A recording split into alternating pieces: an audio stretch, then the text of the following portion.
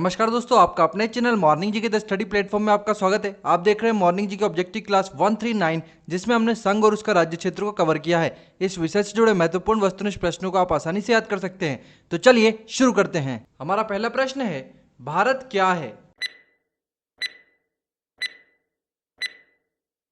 सही आंसर हो जाएगा ऑप्शन बी, राज्यों का संघ। भारत एक राज्यों का संघ है।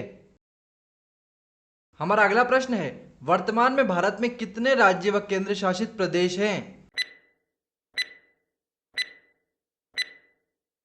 सही आंसर है ऑप्शन सी, 28 राज्य व 8 केंद्र शासित प्रदेश। वर्तमान में भारत में 28 राज्य एवं 8 केंद्र शासित प्रदेश हैं।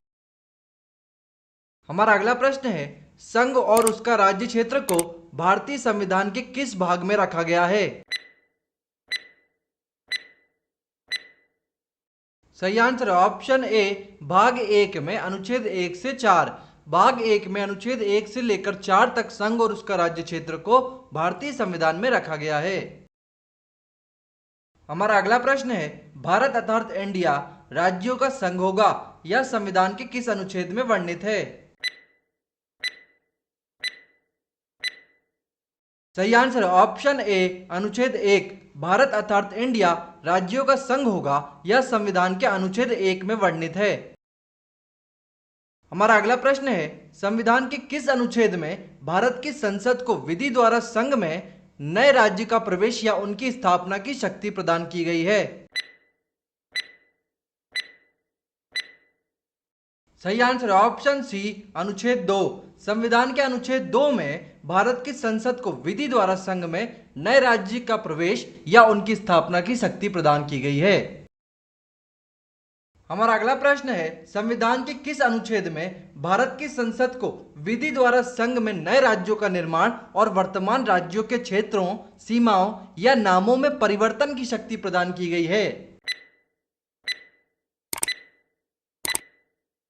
सही आंसर है ऑप्शन बी, अनुच्छेद 3। अनुच्छेद 3 के तहत भारत की संसद को विधि द्वारा संघ में नए राज्यों का निर्माण और वर्तमान राज्यों के क्षेत्रों, सीमाओं या नामों में परिवर्तन की शक्ति प्रदान की गई है। हमारा अगला प्रश्न है, भारतीय संघ में किसी राज्य को सम्मिलित करने का अधिकार किसे है? सही आंसर है ऑप्शन बी, संसद। भारतीय संघ में किसी राज्य को सम्मिलित करने का अधिकार संसद को है। हमारा अगला प्रश्न है, किसी राज्य के नाम में परिवर्तन करने का अधिकार निम्नलिखित में से किसको प्राप्त है? सही आंसर है ऑप्शन बी, संसद। किसी राज्य के नाम में परिवर्तन करने का अधिकार संसद को प्राप्त है।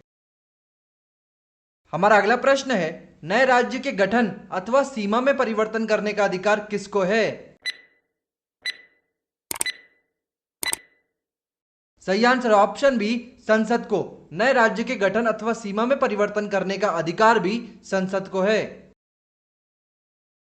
हमारा अगला प्रश्न है, राज्यों में पुनर्गठन संबंधित विधेयक को संसद में प्रस्तुत करने से पूर्व किसकी सहमति प्राप्त करना आवश्यक होता है?